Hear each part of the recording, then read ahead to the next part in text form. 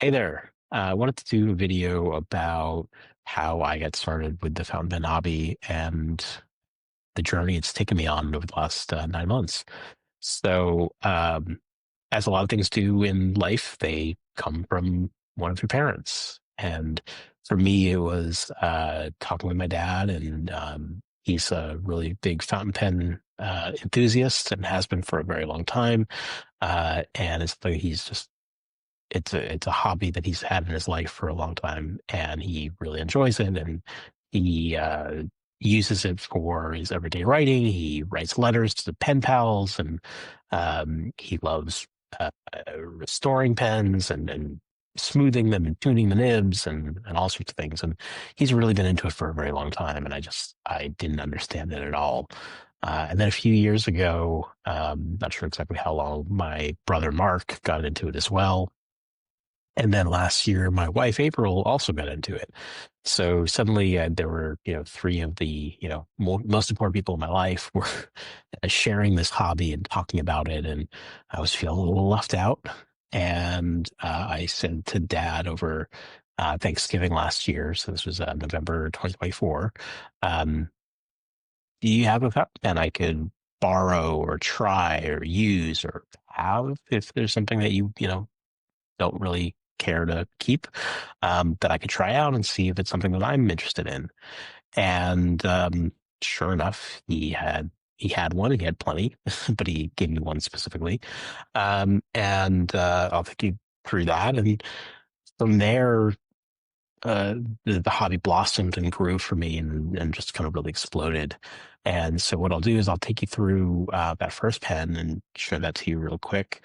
And then talk a bit about the wide variety of pens that are out there. And I've only been in this for 9 months or so, so my collection is still limited, but it's already got a ton of variety in it. And I thought I would share some of that with you and show you some of the things that attract me and that inspire me to keep looking and keep learning more about this hobby.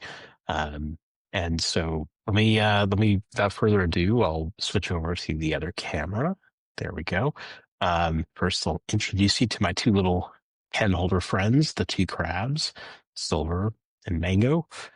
These guys will kind of help me hold things in place. The most part, we'll only be doing one at a time.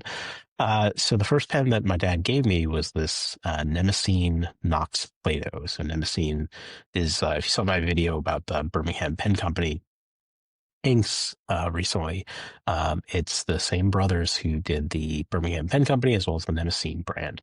So there's the N for Nemesine, but also for Nasty, if you'd like to think that. So this is a chrome pen.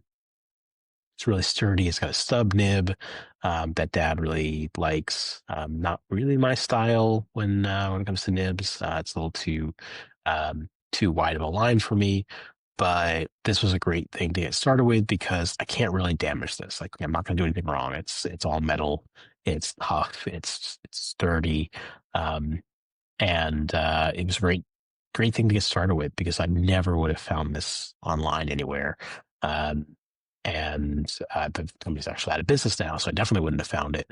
I wouldn't have known to go looking for it. So it was a great way to get started with the hobby, and very quickly, borrowed a bunch of pens that my wife had in the house and tried a bunch of different styles just to try to see what was interesting to me. And the I'm not going to take you through all those things, but one of the things that I really started to fall in love with pens was how much they are a way of creating art. And so I'm not an artist, but you can do fun things with the pens to see how the lines come through this metal circles demonstration and my little pipes. These are all different inks here and my little starburst designs. So these are just things that I found online of how to use your fountain pens to try to do designs. Nothing crazy, just practice. But what really inspired me was that the pens themselves could make art, but that they also were works of art themselves. this is one of my favorites.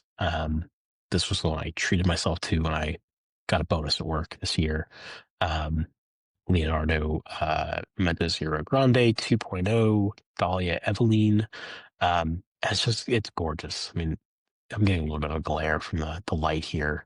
Um, but the amount of color that's in this pen is just phenomenal. And every one of this pen's run is also going to look a little different from each other. So it's unique. It's a piece of art by itself. And I wouldn't necessarily classify the Nemesis and Chrome as machined in the same way as art, but I look at this stuff and I get inspired.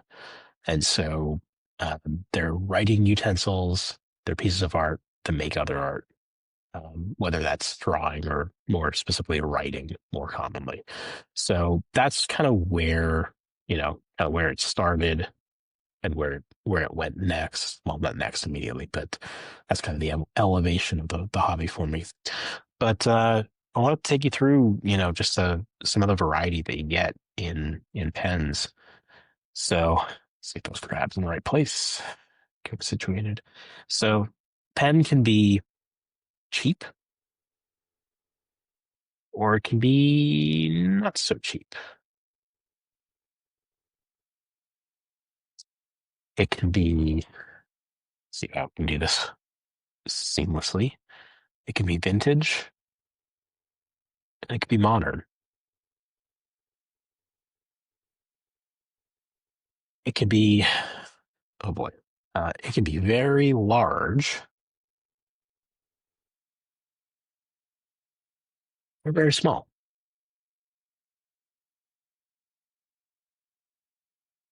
They can be monochrome. They can be every color of the rainbow.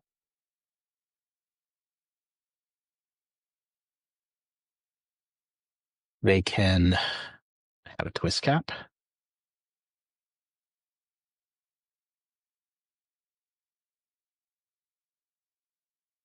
They can have a snap cap. They can have a magnetic cap.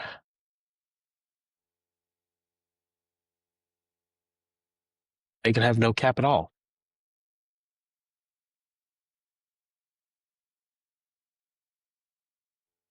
They can be bolt action.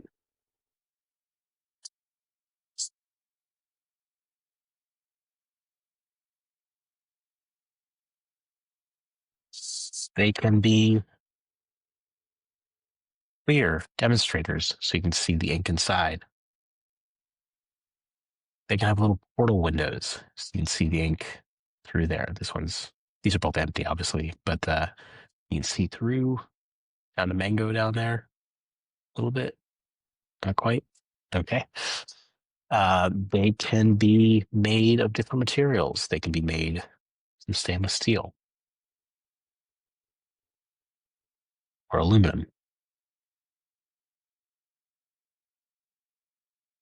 They can be made from titanium. They can be made from wood.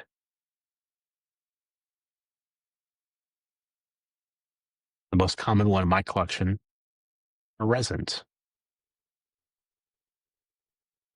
You have those resins. You wind up with everyone looking a little different from everything else in that same run. So no one pen is the same. They can be made all over the world. The United States from Texas, United States from Ohio, and all other states. They can be made in Germany. They can be made in Italy.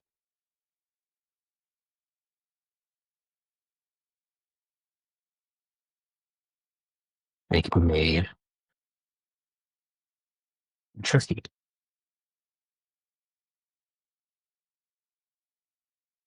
Or Ireland. or Australia.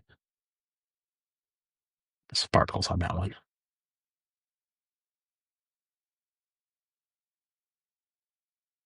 They could be made in mainland China or in Taiwan.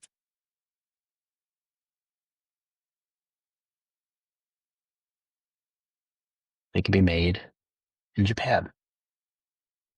They can be made in Japan. They can be made in Japan. It's a lot of Japanese brands.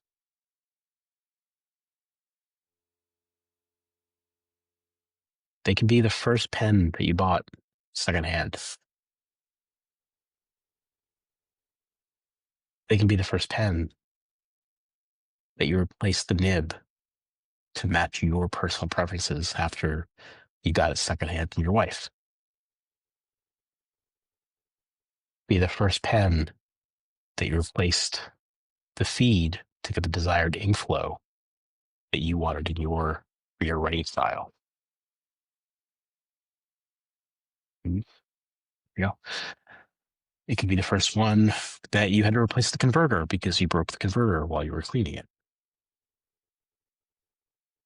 It could be the one that your brother gave you after he learned about your writing style and your preferences and really studied up on what he thought was going to be the best one to fit your preferences. It could be the one that your wife got you for Christmas.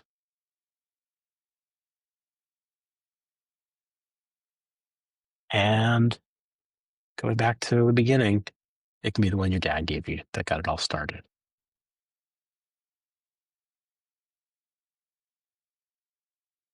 So that's just a sampling of the things that are in my collection. Um, they're not all linked up right now. Some of them haven't used in a while. Some of them are in the everyday rotation. Some of them were used today at work. Some of them were used yesterday. Will be used later tonight.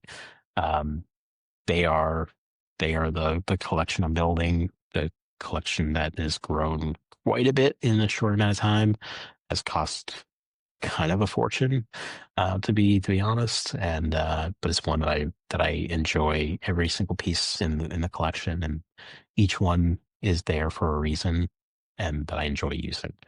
I hope you also enjoy the video. And if you're into getting into fountain pens, if you have questions about anything I showed you, I'm not going to try to do a full listing of everything in the show description in the comments, just because there's too many that I just showed you. I think I did like 40 in a short amount of time. So, but if you have any questions about anything in particular, happy to answer them in the comments. And I hope you found this informative. I hope you found some inspiration in it, and maybe you too will create some art with one of these beautiful pieces of art.